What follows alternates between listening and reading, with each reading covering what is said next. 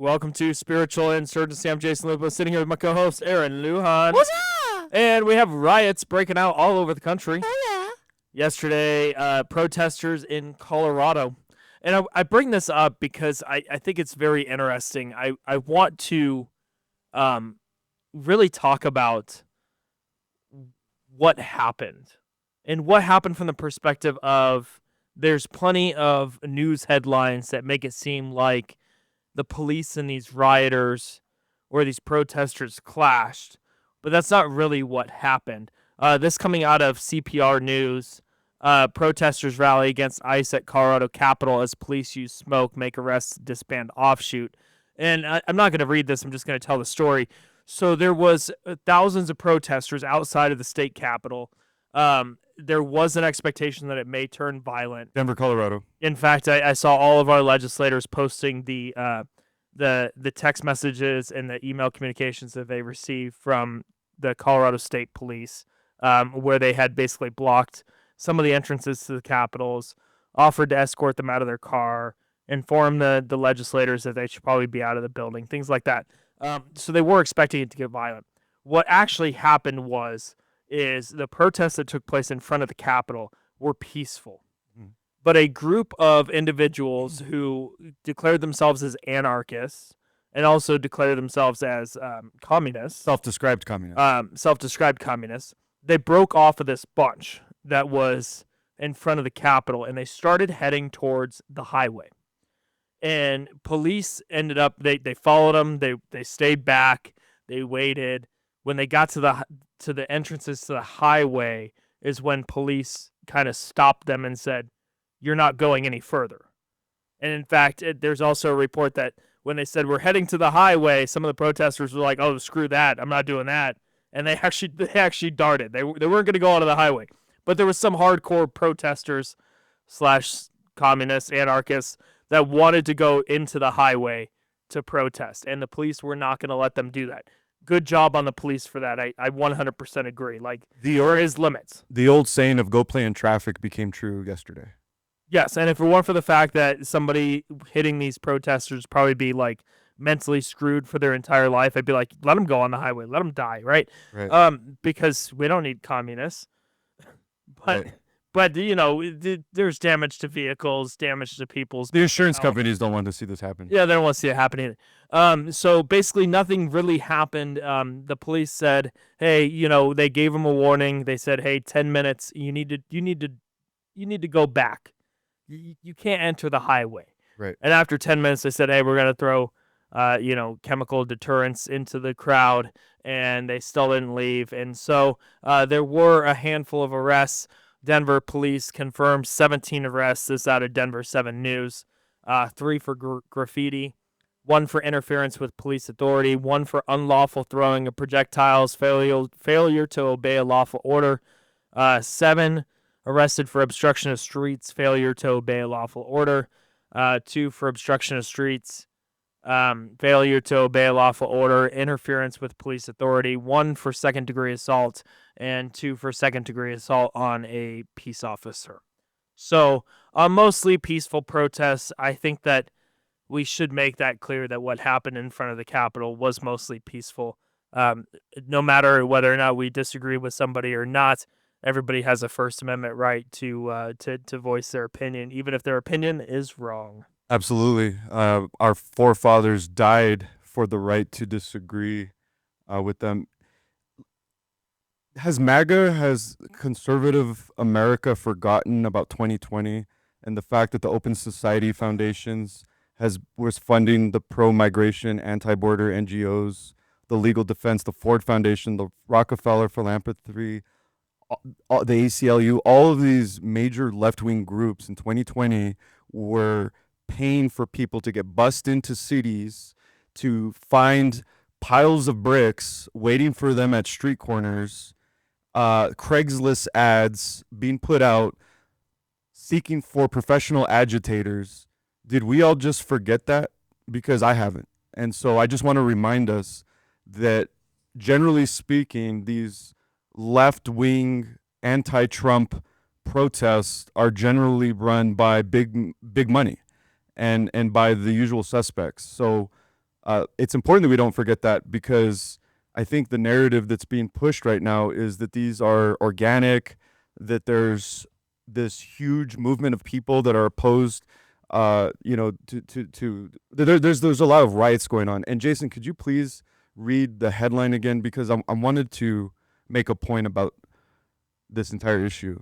Protesters rally against ICE at Colorado Capitol as police use smoke, make arrests to disband offshoot. Actually, to be honest with you, like Colorado Public Radio, great job reporting this story. I mean, I think that we should give credit where credit's due. This was a great piece of media, a great piece of journalism, very representative of what actually took place, not trying to, make a story where there isn't one, giving the facts. Like, this is upon what we just saw with ABC News and the firing of what's his face yesterday. Returning to some journalism and some journalistic ethics. Like, good on CPR. But the general narrative in the corporate media nationally is that the country's on fire. Left protesters are fighting with or attacking police cars, and I've seen this happen. The media it manipulates you. Remember fake news? Remember all of the manipulation of the corporate media? Remember we elected a president predicated on this idea that the media is unfair and lies to you and doesn't report the truth? I almost feel, and Jason, do you feel like MAGA has forgotten that a little bit and now all of the sudden believes the corporate media because the narrative lends itself to Trump's agenda and tone at the moment? No, I number one, I don't think that even as much as we've seen in the last 2 days with the corporate media and the shift of kind of a return to some sort of ethics code within media, I don't truly believe that the media has shifted to be on Trump's side. Not Trump's side. What I'm saying is the media overblowing and obfuscating the level and degree of these riots. I can say that from the Colorado perspective and from the reports that I've heard of people on the ground and what's been reported in the state of Colorado with what happened last night. It looks like the media is reporting pretty dang close to what we have. When it comes to LA, I'm not in LA. I don't presently know anybody that's been at the riots or the protests in LA. What we're seeing is what we're getting from the news media. Whether or not the reporting is accurate or not, I'm not entirely positive. Yeah, I think this is being overblown. I just saw a video of a man in West Hollywood on Sunday. Streets look peaceful. Downtown Los Angeles is a really small area, and so to say that there's these out of control riots is to say that there's a couple square blocks that have some problems. The riots after the Lakers won the NBA championship had far greater degree of violence and damage to public property, and they did not bring in the Marine Corps. They did not bring in the National Guard. It was not reported in the same manner. Yet pound for pound, if you look at the criminal reporting and statistically speaking, there was more incidents of violence and damage to public property in the rioting that preceded the Laker championship than right now. So I firmly believe that we're being manipulated. This country is being pushed to a point of division where we'll never be able to return. It's the Hegelian dialectic, problem, reaction, solution. And I promised Jason we weren't going to get into it today because we're going to get into it for an hour on our Saturday show, 6:70 a.m., Saturdays, 10 a.m., and I believe 8 p.m. on 6:70 a.m. Yeah, it's here's an article out of AP News. LA protests far different from 92 Rodney King riots. AP News is claiming that the riots are mostly peaceful at this point. Nobody's died. More than 100 people have been arrested over the past several days. Majority of arrests were for failing to disperse, while a few others were for assault with a deadly weapon, looting, vandalism, attempted murder for tossing a Molotov cocktail. Um, it's interesting, and I'll tell you this because, from a Trump perspective, from the perspective of conservatives right now, we watched what happened after George Floyd and cities being completely taken over, businesses being destroyed, parts of Portland being occupied for over 200 days, where they basically just took over the city. The trap. And you see that this is on the rise. You see that something very similar is on the rise to what we saw during George Floyd, and the federal government steps in and starts to be prepared for the escalation that's anticipating being taken, or that's going to be taking place, or they believe is going to take place. And do you fault them for that precaution after we already know what some of these riots can look like? We know what they look like after Kenosha, and after what went on with Wisconsin. We know what happens when you allow these people to take over places like Portland, like Los Angeles. And as we saw in Denver, if Denver is representative of the rest of the population of the country, where you have a majority of peaceful protests, but you have offshoot groups that want mass chaos, it's those offshoot groups that need to be taken down. Absolutely. And you don't need 29 Palms Marine Corps units to come in and do that. I'm firmly confident that State Patrol and local police department and sheriff's departments are well equipped to handle a group of malnourished communists. I don't see it a problem. But you're looking at the fact that you have state governments and a governor like Gavin Newsom, who time and time again has failed to do their job, has failed to activate the National Guard when they need it, right? Has failed to take care of these issues before they become massive issues. Now, what we know to be true, because there's plenty of videos out there, is they're slashing tires of ICE vehicles. They're damaging vehicles of news media. They're damaging vehicles of ICE and of law enforcement. This may be peaceful for the most part, but there's still individuals that have gone way above and beyond what is safe for federal and local law enforcement to be there. It's dangerous for them. And so, do I have an issue with them activating the National Guard and sending them to California in anticipation of things going south? No. Do we presently have National Guard in California at these riots? My understanding is yes. Yes. Have the National Guard overstepped individuals' rights to protest? At this point, I don't believe so. I don't believe that they did in Denver. I don't believe that they did in California. Those that have chosen to protest and make their voice heard in a way that is acceptable and that is not dangerous to law enforcement or other civilians have been able to do so peacefully. We're only talking about the ones that have gone above and beyond and used extreme measures. At the end of the day, Jason, there's a small group of violent agitators who are paid by the usual suspects. Call it the Rockefeller Foundation, call it the Soros Fund, call it whatever you want, but these are radical globalist NGOs that are paying in full for these violent agitators. These violent agitators are being focused on and profiled by the corporate narrative, by the corporate media, to push the narrative to fed up, sick and tired, pissed off, pro-Trump, MAGA America. It's FAFO time. F around and find out. This has been engineered. The MAGA base in this country has been dragged through probably a decade of rainbow oppression and the complete loss of law and order. Our borders have been open. We've been mocked, and we've had enough, and we're not taking it anymore. It's the summer of 2025, and I believe the technocracy and the oligarchs are looking for a big showdown between the left and the right and the people and the military. And the reason I'm concerned is because I believe America is going to get transformed this summer into a military state. That's my concern, Jason.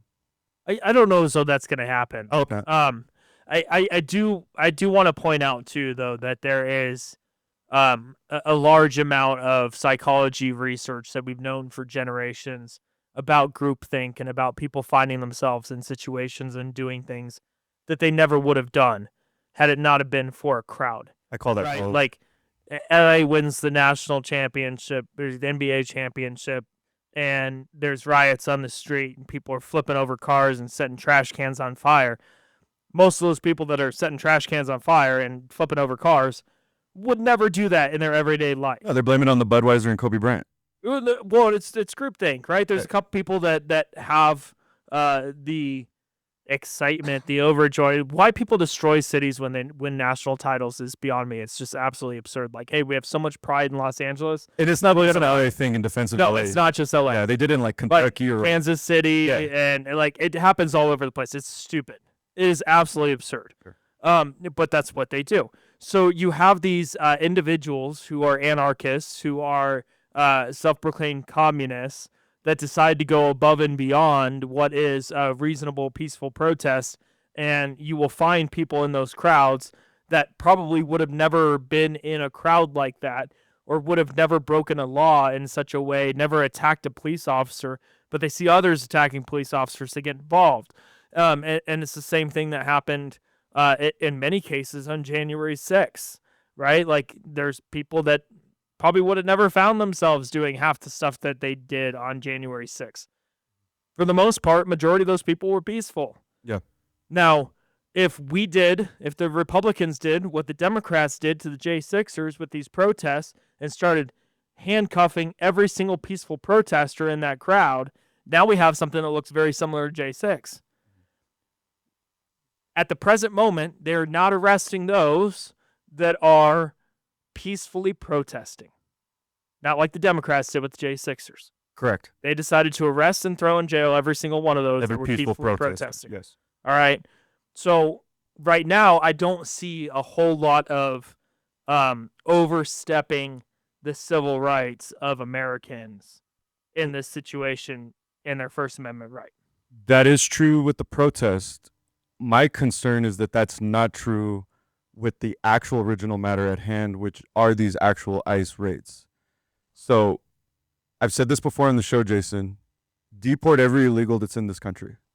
Okay? But it must be done in a way that doesn't tear the fabric of this country apart. We do not need to throw the baby out with the bathwater. And what I'm beginning to realize is two big things. One, that American citizens are getting caught up in this and we're losing liberty. And two, this country is being divided along racial lines and ethnic lines right now. And I'm super concerned about this. Sir, and I'm on the ICE website here. They have a whole bunch of statistics that they have here. Arrests that have taken place across the U.S. Dallas has the most arrests, followed by Houston. They're both sitting at essentially about just above 40,000 arrested of illegal immigrants, most of which, a vast majority, are have criminal convictions. Many of them are pending criminal charges. And then there's another category, other immigration violator. The number one cities right now, Dallas, Houston, New Orleans, Miami, Chicago, Newark, New York City, Atlanta, San Antonio, Los Angeles, all sitting somewhere between those 30 and 50,000 mark. When you go to detention statistics, Phoenix is sitting up there, but once again, almost all of these that are being detained are criminals. Phoenix, 200,000 of them criminals that have been detained, followed by San Antonio, Harlingen, New Orleans, Houston, San Diego, El Paso, Dallas, Miami. San Diego has caught, has been on your radar. The criminality detention, 65,000. This mark of pending criminal charges is a very small amount. Like, the people that are being arrested are known criminals, have either pending charges or have been charged with a crime or have been convicted with a crime. We look at this across the board. It is quite clear that this is what the Trump administration promised, which was that they were going to go after the criminal illegal aliens that were in this country illegally. It does not look like an everyday citizen roundup, or an everyday illegal immigrant roundup is probably what I should say. One more fact here. Title 42 expulsion statistics. The number one country of citizenship that they are expelling from is Guatemala, followed by Honduras, Mexico, Colombia, Haiti, Ecuador, Brazil, Peru, El Salvador. So that all could be very true. And I think both things can be true at the same time. I think we could be going after high value targets, aggravated violent criminals that are in the country illegally. Those arrests are getting done. Good, great. Lock them up, send them back to their country, send them back where they came from. Never want to see them again. Also, I'm hearing stories in Paramount City, I believe, LA area, of a traffic jam due to an ICE arrest, and everybody's stuck in traffic, and people are wondering why the traffic isn't moving. And, people are coming out of their cars and they're watching ICE agents handcuff people, throw them to the ground. One of them claimed to be a U.S. citizen. Whether that's true or not, we don't know. But that entire, call it four-way intersection, had just been overcome with fear. U.S. citizens afraid, kids crying, flashbangs going off. The person telling the story was of the opinion that it was unwarranted. There wasn't there wasn't violent resistance. It didn't require flashbangs. The narrative that I'm also hearing in tandem to what you were saying, Jason. Yeah, but you're coming at this with a whole lot of assumptions. Well, I'll tell you, I'm recounting stories, right? I'm not assuming anything. So, but there's assumptions in the fact that something's unwarranted, right?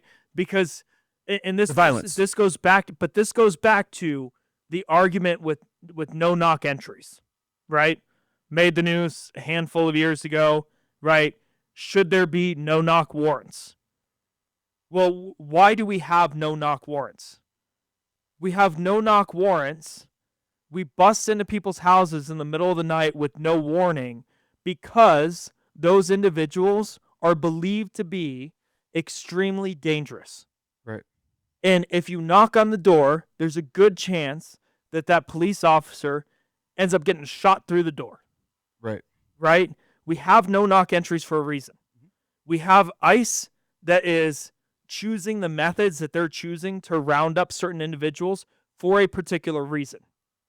So if they go in with loads of force, surround a vehicle, and it looks like it's excessive, it's probably excessive because those individuals are known to be extremely dangerous.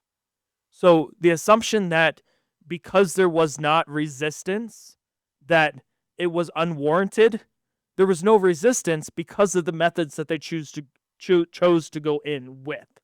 In a lot of these cases. My point isn't predicated on assumptions. My point is predicated on hundreds of thousands of Americans right now who are gravely concerned about the method and the approach and what has occurred with ICE enforcing the law. I understand, but we're not talking about rounding up everyday, hardworking immigrants.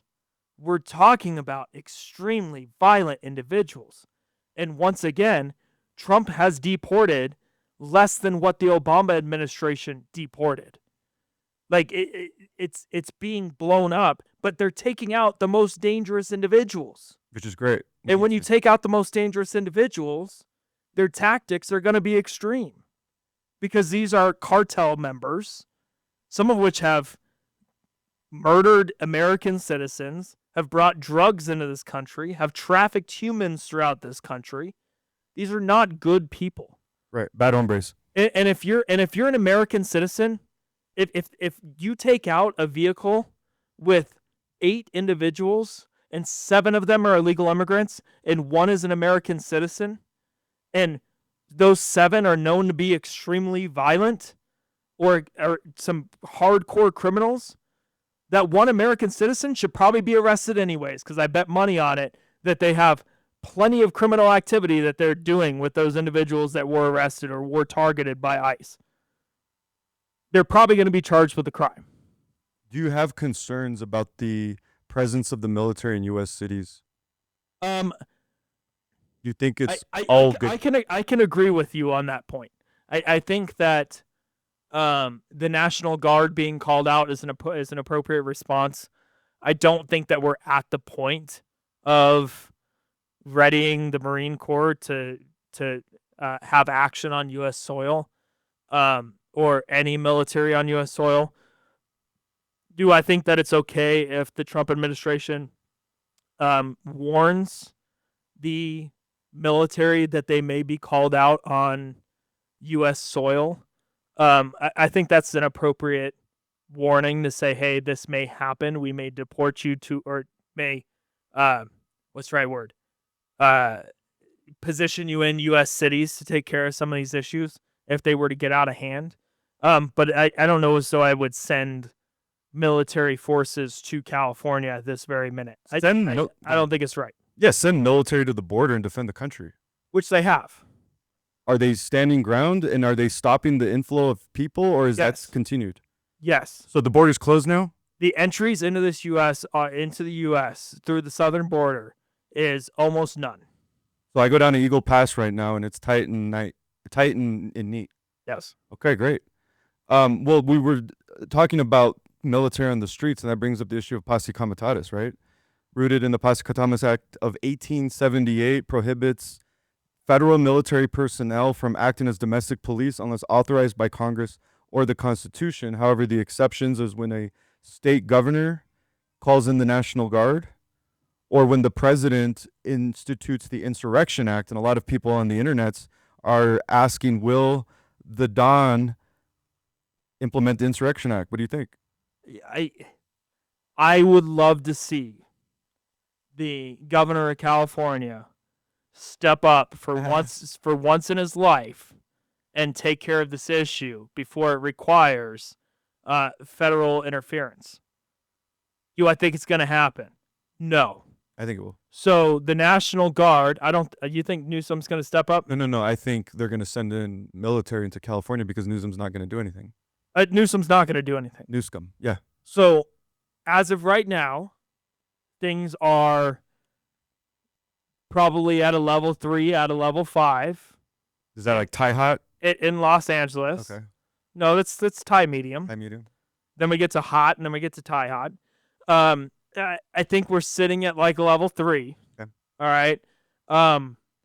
If it continues to escalate, I do think that we may potentially see military action on U.S. soil. Wouldn't that be sad? I think that I think it would be sad if we got to the point where we needed it. Well, like, what's first, the chicken or the egg? Because I think this is all manufactured crisis. I think we have a real immigration problem. I think we have really bad hombres in this country that need to get kicked out. I think we need real ICE roundups. I think that you live in a fantasy world at times. Really? I don't understand. What is my fantasy? So you want to deport every single illegal in the United States? Not. Yeah, everybody who's here illegally should either be deported or be given a reasonable pathway to citizenship, and there needs to be significant immigration reform. What is my fantasy, Jason? But the fantasy is that somehow we could do this without at all tearing the fabric of America. If you call that fantastical, that I believe that we can preserve the fabric of this country and pursue peaceful means, if you consider that to be fantasy, then yes, I do live in a fantasy world. I do believe there is a path towards peace. I do believe that America is worth defending. This country is something. It's something crazy. Like, how many illegals are in this country? Too many. So it's estimated right now that 11.7 million illegal immigrants are in this country.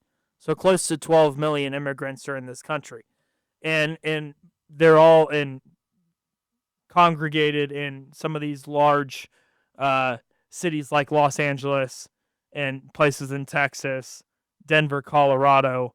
And so you're talking where there's parts of the United States where maybe 1 out of 5 or 1 out of 10 individuals living in that city are illegal immigrants. In some of these cities, it might be 1 out of 3.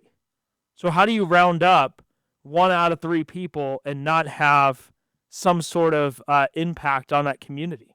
There's definitely going to be impact, and I'm not naive enough to say that there isn't going to be collateral damage. It's a messy problem. The solution's going to be messy. My issue, Jason, is that it's being done in a way that is spreading fear amongst people that should not be living in fear, namely American citizens and who are law-abiding citizens. No. But ICE is not doing that. The media has chosen to do that, and that's where I disagree with you wholeheartedly. This is half of this. Half of these problems are media problems. I agree with that. Right? More than half. Like, if we're not reporting half of this stuff in the way that it's being reported, American citizens aren't concerned. Like, the amount of Americans that have been accidentally wrapped up in this, number one, they're wrapped up probably for a reason, which is they shouldn't be at that place at that time around the criminal activity. I mean, if you're sitting in an illegal nightclub that's laundering money that is for the cartels, that's trafficking drugs and human beings, and you get caught up in a bust, that's not an American getting wrapped up in an ICE raid. That's true. It's not. He was at the wrong place at the wrong time, and that's not ICE's problem. That's his problem. And to be honest, he was probably involved in the criminal activity. Because a lot of illegals associate with citizens. So, like, well, obviously, because they have to be ingrained in the community. Exactly. In some way, shape, or form. Yeah. So, is this an ICE problem? Because keep in mind that we have deported less immigrants during this Trump administration than most of the previous presidential administrations have deported illegal immigrants. Which is an indictment of Trump. But the immigrants that are being deported underneath this administration are highly criminal, highly dangerous individuals. And on top of that, unlike the previous administrations where they deported more to this point, nobody is entering into the United States like they were underneath the Biden administration and the Obama administration. The border is closed. So the ones that are being deported at this present moment, we can be sure that they're not just going to come back in, which is what was happening under the previous administrations. So there's so many different facets to this conversation. But I think that at the ultimate end of this, the upsetness of these individuals that are going out and rioting and protesting on the streets of Los Angeles and Denver and New York, they are being informed by leftist groups and media groups who are spreading misinformation and false information to go back to the beginning. And they're misrepresenting the facts of these ICE raids. I'm going to give you the benefit of the doubt, Jason, and believe you when you say that these big ICE raids of these videos that have gone viral are violent criminals. And these are those higher priority illegals that we want to deport. So if that is true, I also agree with you that the majority of this problem, let's call it about 80% of it, lies on the lap of the corporate media. They're playing both sides. Is that your point? That the media is manipulating the raids to foment anger on both sides. It's meant to agitate the left, that look at these people, look at how mean they are. And then it's also designed to get the right to cheer it on so that there's a clash. Is that what you're saying? I think that I think the devil's having a heyday right now. Yes, that he is. And I don't want to seem like I don't want to pretend like the media is ignorant of what they're trying to do. They're experts in what they attempt to do. Mm-hmm.